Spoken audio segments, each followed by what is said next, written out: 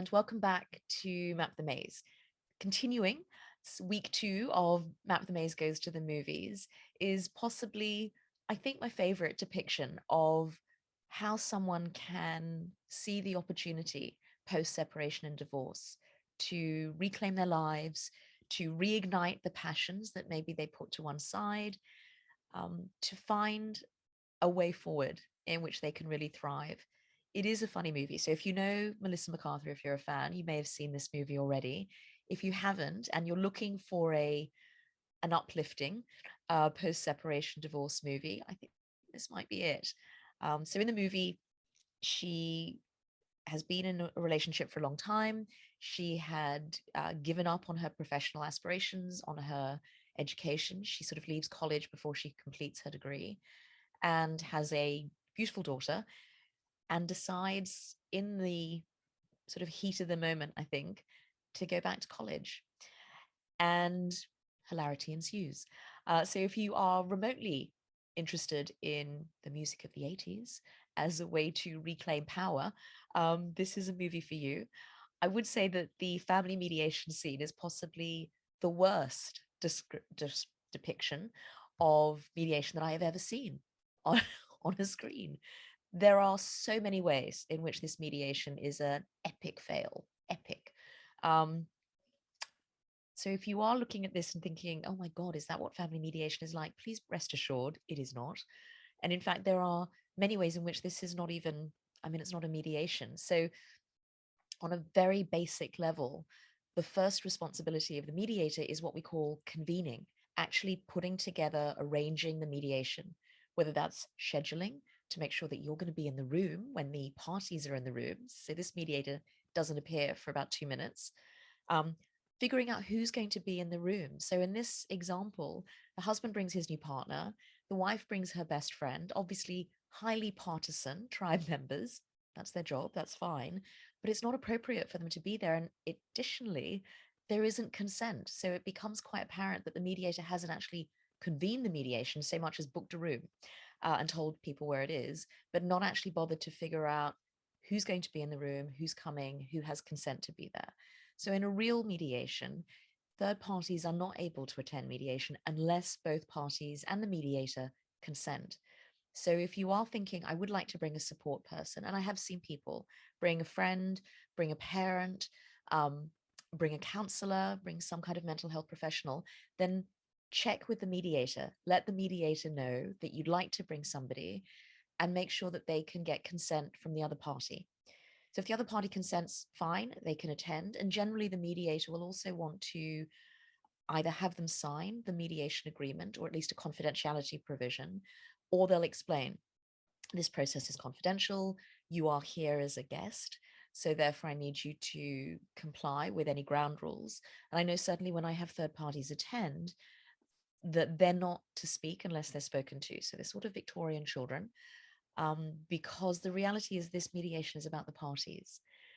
It can be a little bit different if there are professionals. So for example, if people want to bring lawyers, solicitors, even barristers, then they may have more substantive information to share or advice that they want to explain. But again, I would say that the process is for the parties.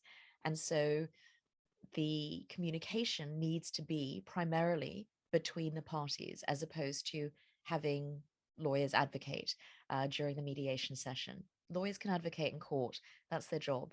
But at mediation, advocacy is a very ineffective tool for negotiation. So first thing I would say is she's not in the room, no consent around third parties, no discussion around who should be in the room, who's constructive to have in the room.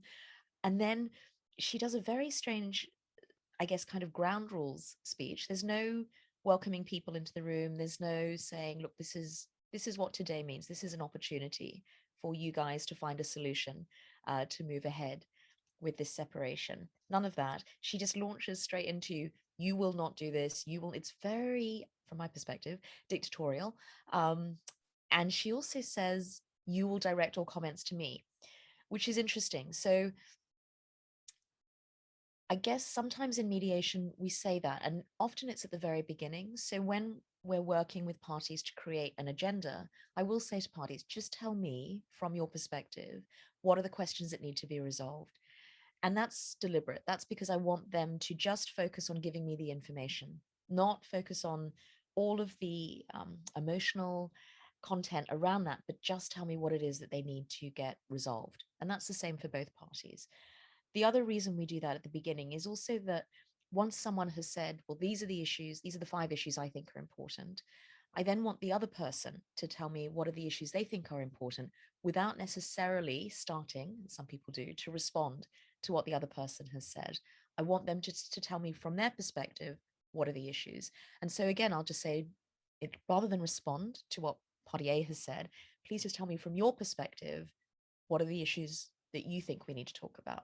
And that's also a way of making sure that we get everything on the table. We don't get distracted by having a conversation about something substantive before we even have the agenda. Because until the agenda's on the board, we don't yet know what the roadmap for the mediation is going to look like. And really important. I mean, I think that's the other thing that really disturbs me about this mediation is there's no whiteboard, there's nothing. I don't really understand where she's supposed to put the agenda because there is nothing behind her. So it's a really, from my perspective, bizarre setup. But anyway, but she says, just speak to me, which, as you can see at the end of the mediation session, leads to some pretty ridiculous insults because they're trying to insult each other, but actually they're just looking at the mediator and pointing at her. So not a good mediation. I mean, in fact, it breaks down within a minute because there's been this very, very negative and toxic atmosphere that the mediator is allowed to exist before she even gets there, which is just unnecessary. I mean, I don't know why you would do that. But anyway, she doesn't bother coming in. She doesn't bother getting consent for third parties. She doesn't bother actually setting up, changing the atmosphere in the room, modeling some behavior around how do we communicate constructively and respectfully? How do we say things in a way that is appropriate, given that we're trying to sort things out, we're trying to reach settlement? She doesn't doesn't bother doing any of that. And as a result, unsurprisingly, the mediation breaks down. I mean, in fact, I guess it's a good training video for how not to mediate. But if you were watching this thinking, yikes, do I have to do that? That is not what we do in family. I've never seen a family mediator or spoken to a family mediator who would even think this was appropriate. So I guess what I would say is for the empowerment that I think Melissa McCarthy's character experiences as she sort of transitions from the separation into her new life, I think that's an amazing story. And that really is a positive. There are some concerns I have about how she handles that transition. So one thing that we would definitely as a family mediator say is don't involve children in your conflict. And she does. She kind of, I think, treats her daughter, who is a college student, so she's a young adult, but she's still a child of both parents and is still entitled to be able to have relationships with both her mum and her dad without feeling constrained or awkward or without inserting herself into the conflict. And that unfortunately does happen in a really dramatic way. So I would also say that there is a, I guess, revenge fantasy scene, which I think not great. And I think in the aftermath, even Melissa McCarthy's character realizes this has been a big mistake, that actually this was not a positive thing for her daughter or for herself, let alone for the ex-husband. So I think all in all, fun movie, definitely. Great movie for the empowerment. And she definitely comes into her own and starts thriving in many ways. But she definitely finds a new path, which I think is really exciting because when we meet her character at the very beginning of the movie, it seems like she's very settled. It's very set in stone what she's going to be like. And then actually through the course of the movie, she really starts thriving in unexpected ways, but they're all very entertaining. But definitely the mediation, dreadful. I think only to be challenged by the TV show I'm going to talk about in the last episode of this month. Um, But I don't know, for mediation accuracy, I'm going to give it a 0 out of 10. It's really bad. Yeah, 0 out of 10 for the mediation. Wedding Crashers, I'm going to say 3 out of 10. So far, Wedding Crashers mediation, totally winning. Let's see what happens next week. So take care, and I'll see you next week with another Map the Maze Goes to the Movies.